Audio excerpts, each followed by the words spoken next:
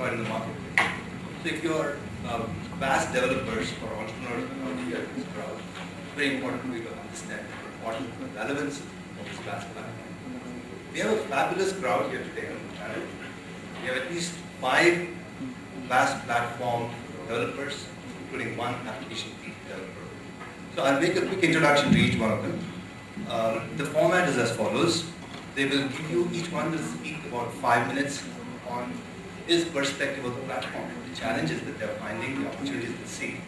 And then we will come back and start some question and answer sessions. So we expect to run this for about an hour, including the discussion. Alright?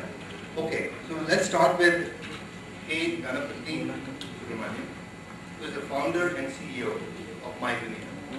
Ganapati, I'll make a quick introduction so you can go ahead and do it. So Subramaniam is the founder and CEO of MyDunia. I remember him as a VC. I remember making a presentation to him at IIMB 3 years ago when we started MONSOON. He said, "Why does your business need funding?" I remember. All right, good to see you here, Ganapati, and many best wishes. Let me allow him to, and not take away the thunder from Subramaniam's presentation. But suffice to say that they're building one really cool beyond voice platform that targets SMS. It's more SMS centric, that's my understanding, but I'll let you go about it. All right.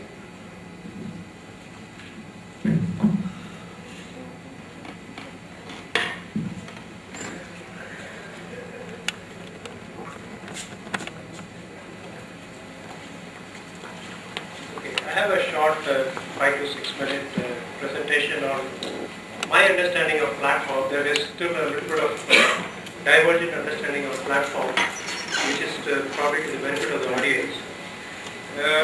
So when we say platform, particularly in the mobile context, we are up against the host, referee, and the team owner, all of them bundled together in the form of an operator. So we have to play the game in their place, on their terms, and which is pretty much a part of being, unlike the internet, which is neutral, which is there is nothing like a neutrality in this space, and everybody understands it. Let's be clear. So the status, today's mindset of an operator, at least in the Indian context, is the market share game. They are just going up acquiring the huge growth in the marketplace. Looks like it's going to probably stop at least in 18 to 24 months when it reaches close to 405 million. And they don't like the assault of IP into the system, which makes it tightly controlled, and which is true probably all over the world except in very, very open and liberal markets like Japan and South Korea. And being 3 of 5 with the market share and other things, their inclination to new ideas and co-creation, which is actually a requirement of very interesting value-added services, is very, very low. Weak regulatory interventions. For the first time, TRAI is trying to look at the SMS premium, SMS prices, and I don't think much has happened. And the do not call registry or call-in registry, all kind of things are not helping either. At the end of the day, we believe market forces drive competition. The classical example is if you go to Virgin Mobile and find out the SMS pack for a subscriber in Tamil Nadu vis-a-vis subscriber in Karnataka, you'll see the big difference because markets are very, very different even across states. That's a simple example. So in summary, it's like it's a very famous statement from people from the marketing literature also know that sell what you have is was the status of the automobile industry in early days, which allowed Henry Ford to make this statement.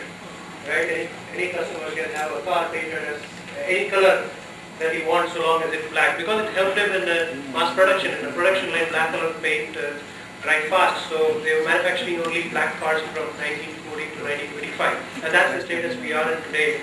And I'm sure the color of the car here is, by the way, incidentally not black, they also change, right? So we hope we can have some changes sooner. Having said this, the market opportunity is salivating, 300 million going to 500 million, and the uniqueness of the mobile needs no elaboration further. Direct revenue models, very powerful direct revenue models are possible unlike the internet. So the early mover, the first platform 1.0 or primarily adjacent to carrier infrastructure, like like on-mobile got into the operator ecosystem, and the operators were hungry. They were running short of capital, they were not making profit, so they were somewhat receptive. I'm not saying it was easy for on-mobile or players who got in at this stage, but today it is 10 times difficult because operators are positive, cash positive, and their mindset is very, very different. So there are a lot of entertainment-related vending kind of a system, voice portals, location data. There are a lot of things deployed as the carrier infrastructure. Like for example, location data. BSNL has a great location data service advertised in their website at least, but I haven't seen a practical consumer implementation of it yet. They have not used. They probably use the cell base station data and have done storage, but there is no end user service really I've seen anybody using. The challenges which, particularly for entrepreneurs, which are actually opportunities, are many. End of the day, if you want to have a platform, you have to address the challenges of discovery and usability of user experience. I mean, that's a fundamental thing. Transient customers versus repetitive usage. Most of the vending solutions are all transient. There is an impulse which goes you, and the customer responds. Can we do something? Are there opportunities? We strongly believe in a repetitive usage kind of a system. And consumer ownership. Even today, the consumer is significantly owned by the operator. Can you make a shift of that to you? There are models, there are opportunities. So platform 2 is an off-tech platform. The classical example is BlackBerry and iPhone. There are venture funds formed around BlackBerry and iPhone applications, which tells you, those they are elitist, but there are applications they are using their device and and their connection through the operator as a platform to build applications around it. OV, of course, is owned by Nokia, and I'm sure Prakash can give a highlight. It's an interesting platform. Here it's a direct-to-consumer platform. Backing up your phone to sharing photos through OV platform is a very interesting approach they have taken.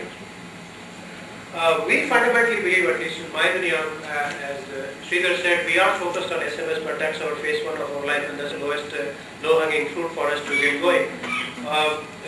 We believe the customer has to have a web interface to have we believe in direct-to-consumer model, and operator device agnostic to the extent possible. Possibly, a client integration could help you to get over that.